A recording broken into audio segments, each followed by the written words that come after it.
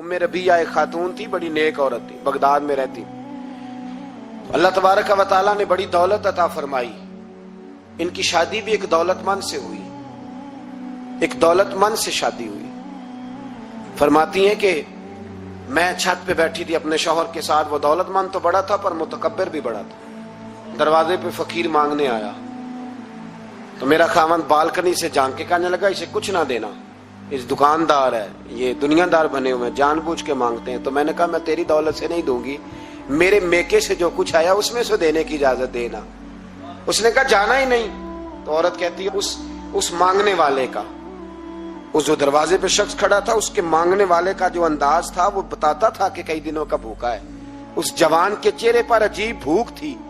कहती मैं शौहर से नजर बचा के आई और मैंने चंद दिनार उसकी हथेली पे रखे। जब रख के मैंने दरवाजा बंद किया तो सामने मेरा शौहर।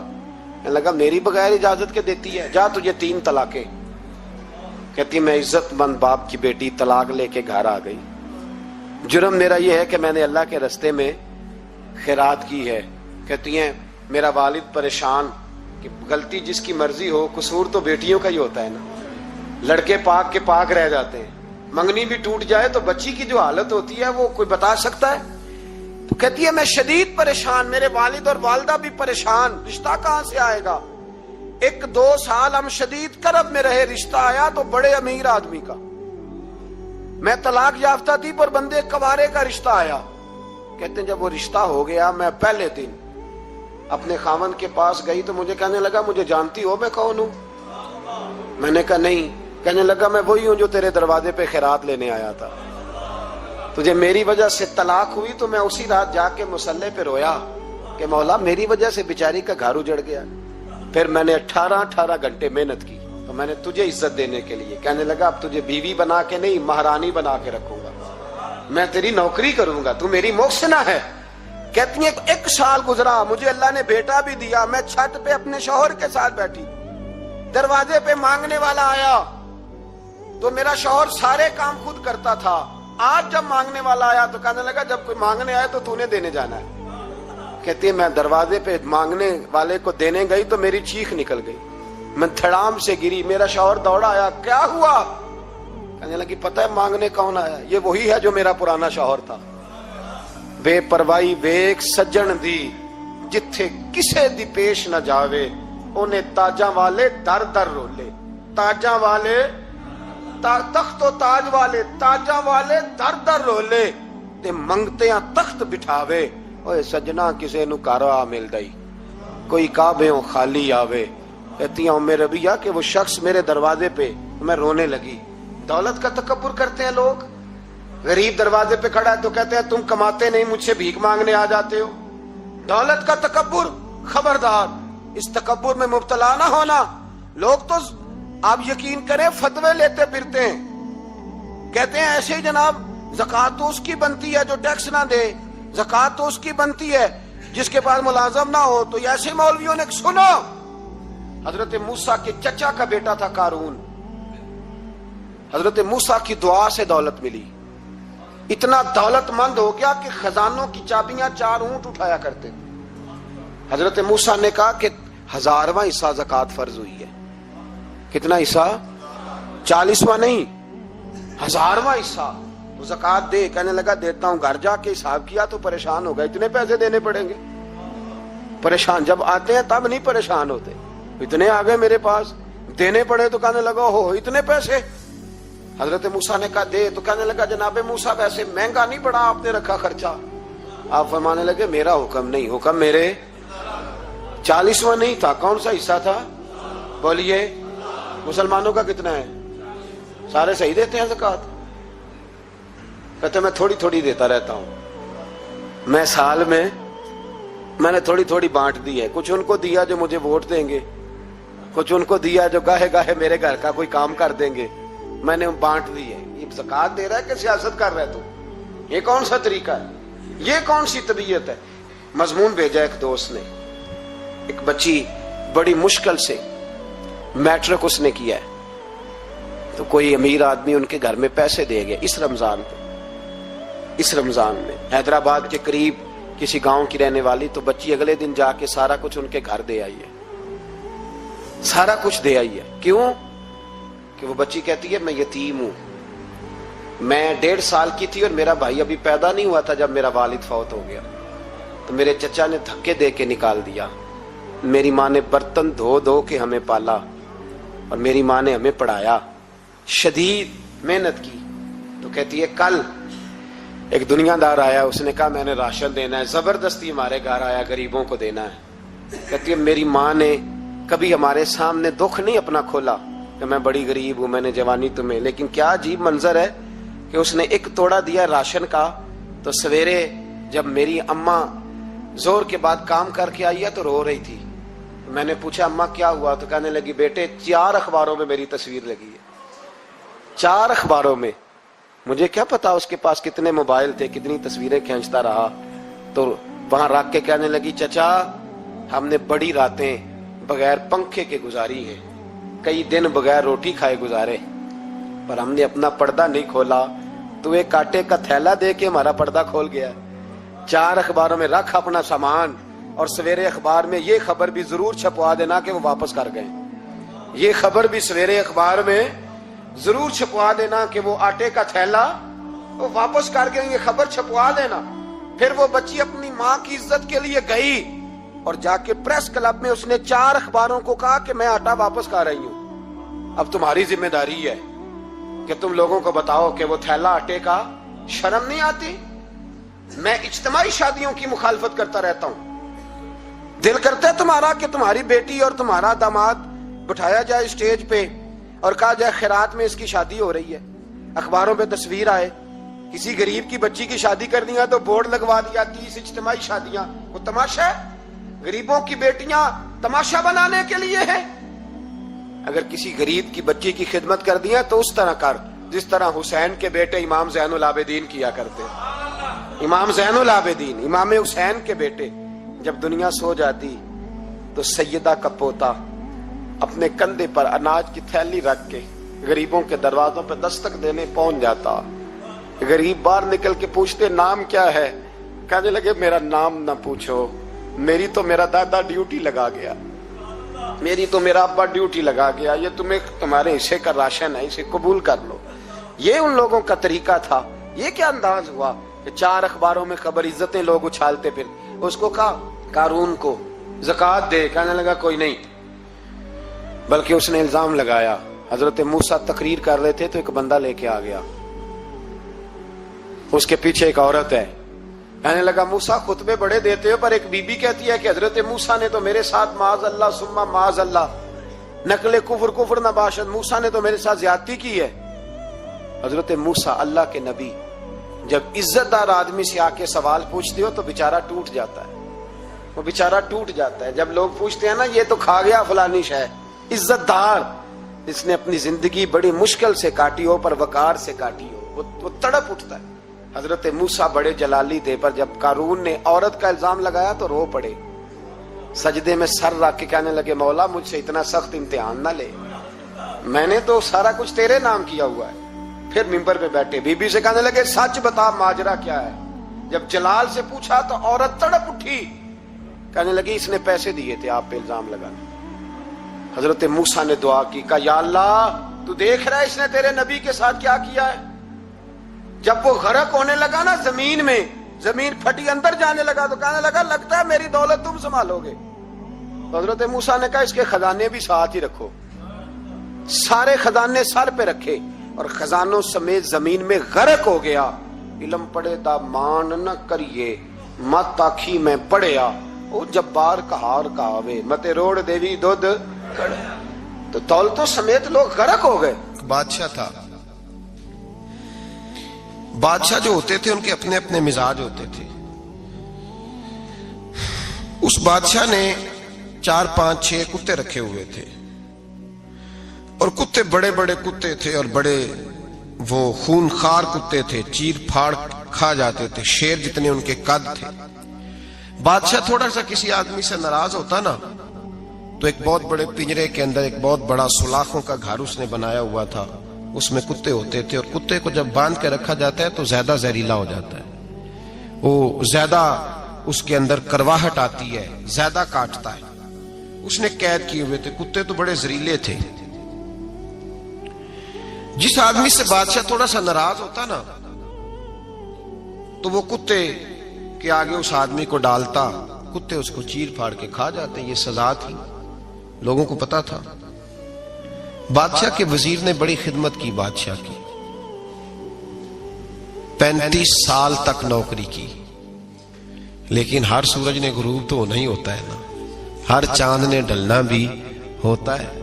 اب بوڑھا ہونے لگا، وہ جو مضبوط حافظہ تھا وہ کمزور ہونے لگا، ہلکی ہلکی غلطی. بادشاہ مزاج کا بادشاہ تھا، پر نہیں سمجھ میں آیا. تو میں نے کہا کہ لوگ کہتے ہیں ہمیں کام پیارا ہے، چم نہیں.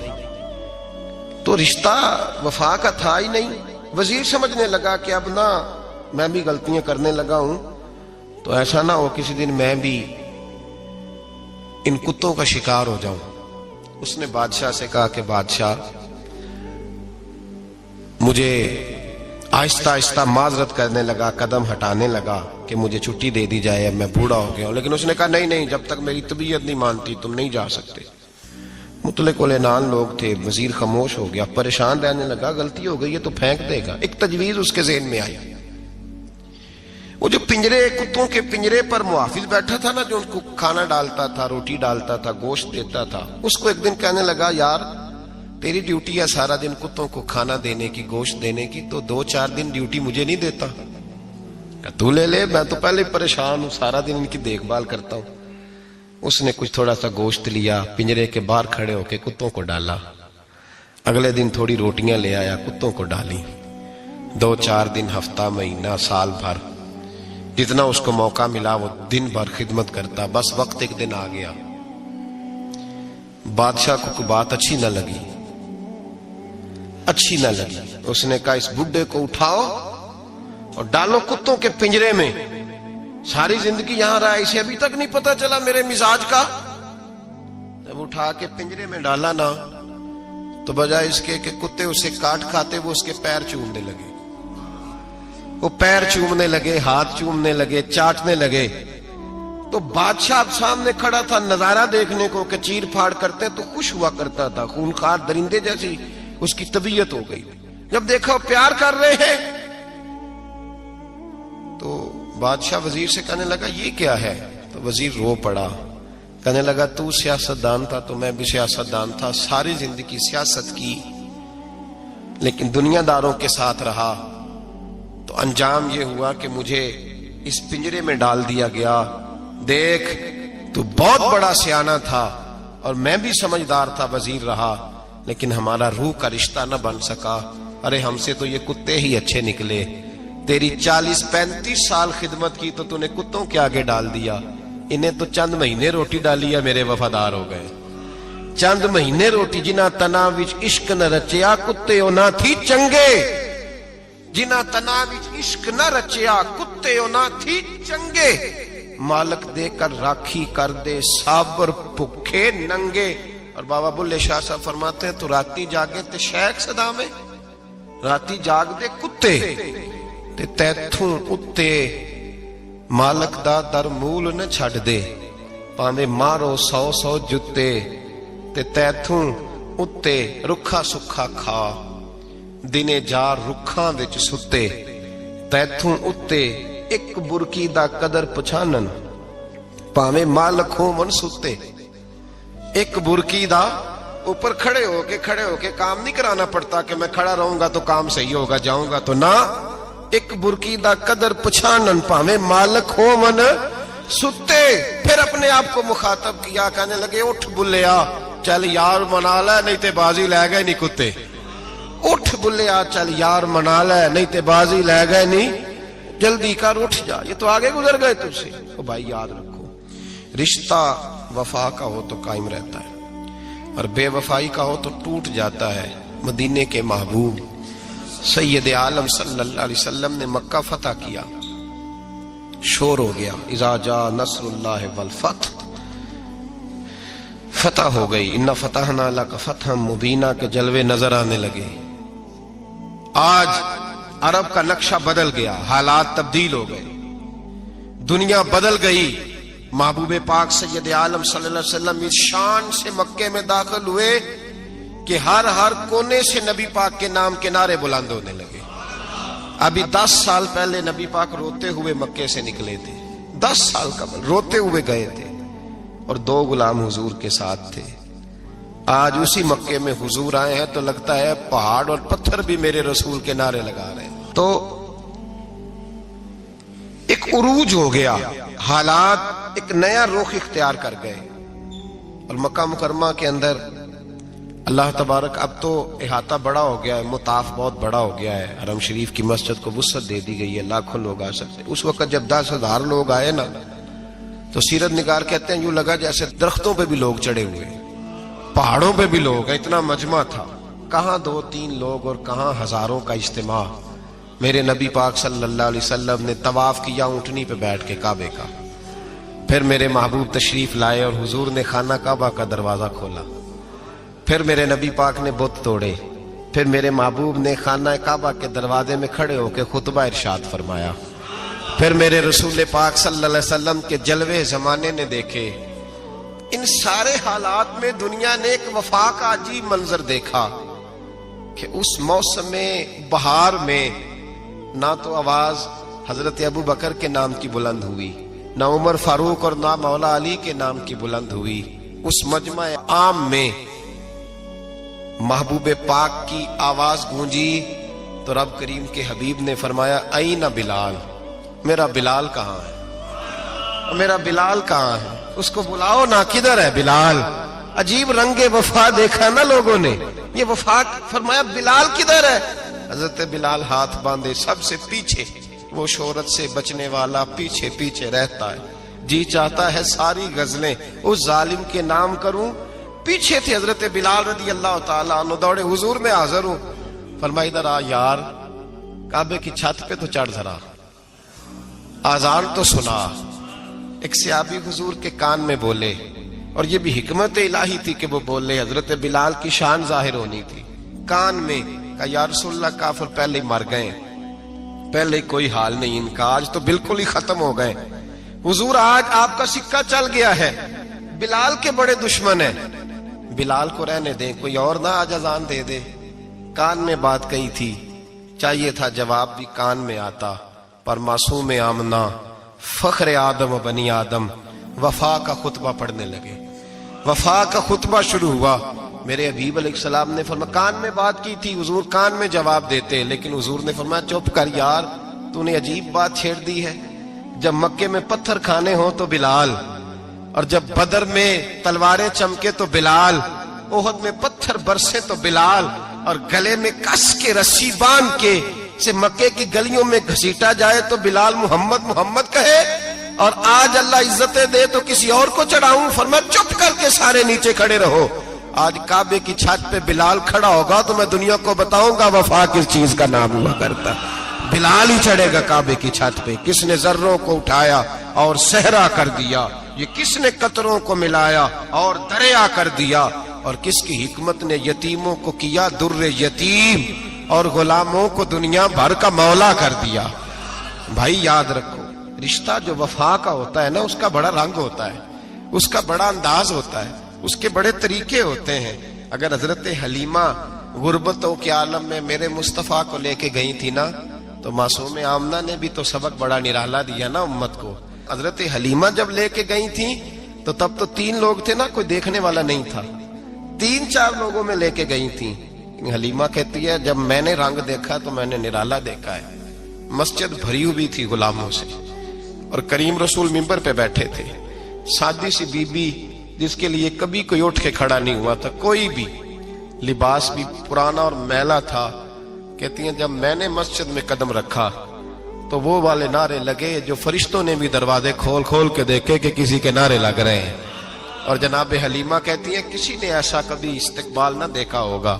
حضور اٹھے, گویا اللہ کی ساری رحمتیں اٹھ کے کھڑی ہو گئیں. اور پھر مصطفیٰ کریم نے بچھائی جب چادر, اور حضرت حلیمہ سعدیہ رضی اللہ تعالیٰ عنہ بیٹھی, اور حضور التحیات کی حالت میں سامنے بیٹھے, تو لوگوں کو پتا چلا جو وفا کا رشتہ ہوتا ہے اس کا رنگ ذرا نرالا ہوا کرتا ہے, اس کا انداز ذرا انوکھا ہوا کرتا ہے. بھائی رشتہ وفا کا, رشتہ خلوص کا، لالچ کا رشتہ اگر آپ نے کمپنی والے کی اس لیے دعوت کی ہے نا کہ وہ آپ کو مال صحیح دے گا، تو بھائی وہ بھی اس لیے آیا ہے کہ آپ اس کا مال زیادہ بیچیں گے۔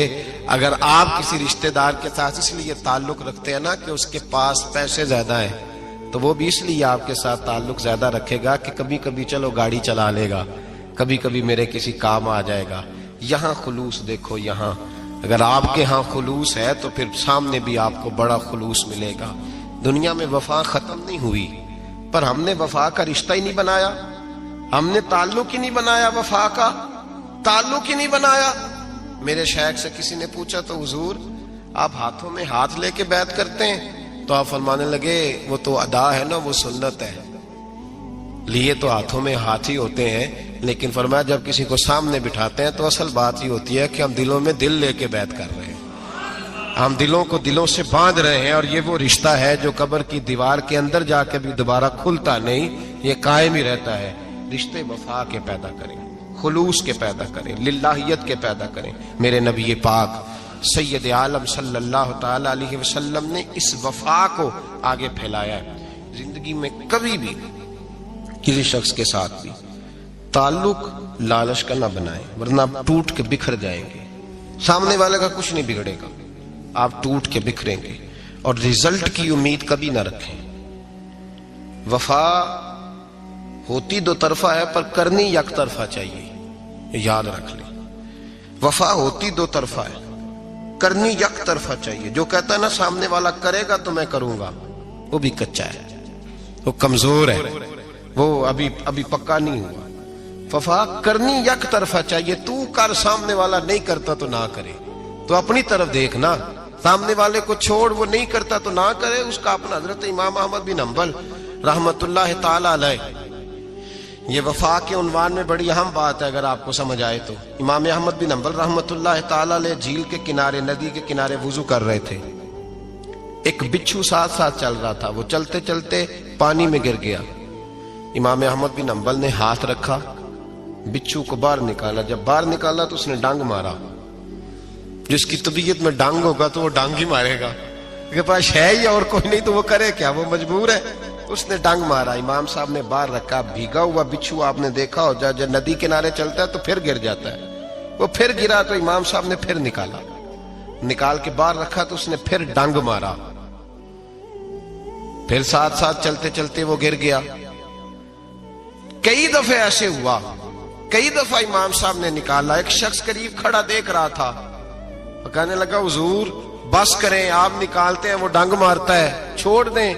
آپ فرمانے لگے اچھا بھائی بڑا تو عجیب مشورہ دے رہا ہے، وہ اپنی بری عادت پہ ڈٹ گیا ہے تو میں اچھی عادت ہی چھوڑ دوں؟ وہ بری نہیں چھوڑ رہا، ڈٹ گیا ہے، بار بار ڈانگ مارتا ہے تو میں اچھی چھوڑ دوں؟ آپ اپنی طرف دیکھیں گے، ہماری طرف سے کوئی کمی نہیں آنی چاہیے، سامنے والے جانے، اس کا کام جانے۔ وفا کا رشتہ مضبوط رکھیں، دوستی کا تعلق مضبوط۔ میاں صاحب نے کہا چنگی مندی سجنا کولو 100 واری ہو جاتی، کنی واری؟ پکی گل ہے نا جی، کنی واری؟ میاں صاحب نے کہا 100 واری، ہم تو ایک باری بھی معافی دینے کو تیار نہیں۔ چنگی مندی سجنا کولو، ایسے نہیں آنے جانے والے سے نہیں، اس کے معاملے میں تو ہم خوددار ہیں نا، ہر ایک سے نہیں سنتے، وہاں تو ہم خوددار ہیں۔ سجنا کولو چنگی مندی سجنا کولو 100 واری ہو جاندی، یار یاراں دا گلا نہیں کردے اصل پریت جنہاں دی۔ اور پھر یہ بھی کہتے ہیں پانی پرن سہیلیاں رنگا رنگ کڑے، اسی پریا اس دا جانیے جس دا توڑ چڑھے، پریا اس دا جانیے جس دا، یاد رکھ لیں، پریا اس دا جانیے جس دا۔